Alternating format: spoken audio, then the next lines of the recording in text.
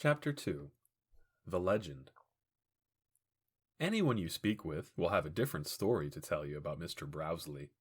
Some people say he was the bravest man they've ever known. Others say he was nothing less than a hero. I've even heard people claim he was an angel sent down from heaven. There's a story about the time where he lifted up a car with one hand and happened to pull a trapped child out with the other. I also heard he would spend weekends camping in the middle of the woods just so that he could wrestle a bear for fun. Josh was visibly enjoying being able to tell all these tall tales. Sam could tell that the anecdotes seemed a bit far-fetched, but she was glad to be included in the group. At least the stories were entertaining, she thought. I can at least tell you what I know about Jonathan Browsley. He was the janitor at this building for a very long time. He was a very quiet and reserved man. Often, he wouldn't say much more than a hello to anyone passing by. He was also the hardest working man I've ever met. Each floor of the building was cleaned every day of the week. Any time that something was needed to be fixed, he would take care of it right away. Never heard a complaint from him either, Josh continued. Rumor was that he was a war vet, and I believe it too, with how tough he was. Never knew much about his home life, though. I heard a couple people say that he did have a family. I don't know how he could keep up with them, seeing how hard he worked all the time. One of the other developers jumped in. Tell her about the good stuff. All right, I was just getting there. The crazy thing is he always seemed to be at the building. If you got here early in the morning, Jonathan Browsley would be there. If you stayed to work a late night, you would see Jonathan Browsley on your way out. It's like he always just wanted to be here. I'm not sure if he ever even left. He had this old pickup truck. I think it was a Chevy. It looked like it used to be blue, but it was rusted over in a lot of places. You would always see it parked outside in the lot. That definitely sounds a little odd, but maybe even a little charming, Sam said, contributing to the conversation. It gets even more interesting. One day, out of nowhere, he just disappeared.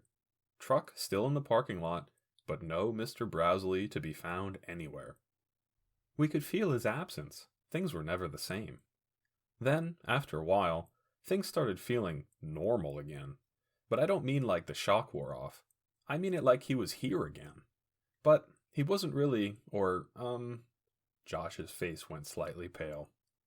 Sam started to think there might be some truth to these stories. Or at least people weren't just making things up. They honestly believed them. It's just that things would get cleaned randomly, exactly like Jonathan Browsley would do it. Sometimes you might think you saw him in the corner of your eye, standing there at the end of the hallway. Or you might hear a distant voice saying, hello, the same way that he used to say it. The craziest thing is that when you are here late at night, people swear they will hear this faint, old-sounding music. Josh sings, da da da da da da da, bam! And that's when he jumps out of the shadows and chops off your head. Gosh darn it, Frank. You're gonna terrify Sam, Tommy scolds as the rest of the table laughed. Haha, Sam chuckles. Good one, guys.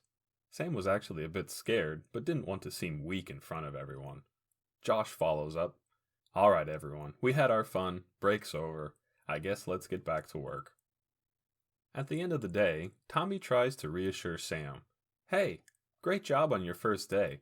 And don't let those stories scare you. They're mostly untrue. Mostly? Sam inquires. I mean, it's not like ghosts are real. I think people's minds just play tricks on them. Has your mind played any tricks? Well, I mean, not that I believe any of this, but I have seen some things that people have talked about from time to time. But I'm pretty sure I've heard it repeated so many times that the real ghost is just the story itself. Well, maybe one day I'll get to meet the famous Mr. Browsley myself. Until then, I think it's time to go home. Tommy and Sam walk to the parking lot and say goodbye to each other. Sam thinks to herself, all right, we made it through one day.